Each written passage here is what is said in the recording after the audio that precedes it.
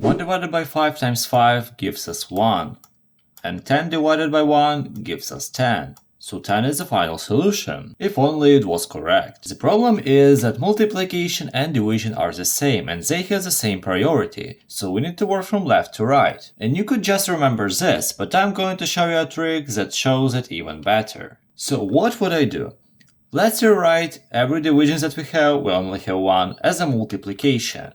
As we have a fraction here, division by fraction is the same as a multiplication by this fraction if we flip numerator and denominator. So now let's rewrite all of that. So we get 10, then we get times and not a division, and we flip this fraction, so we get 5 divided by 1. And we also have this times 5 as well.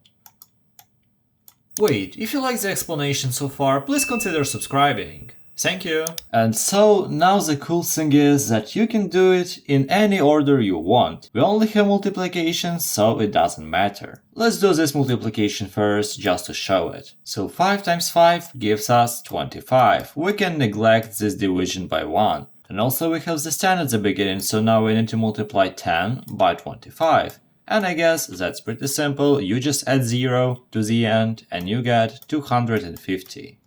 And 250 is the final solution. I hope this video was useful, and to check it, watch this video next and solve that equation. But for now, have a nice day!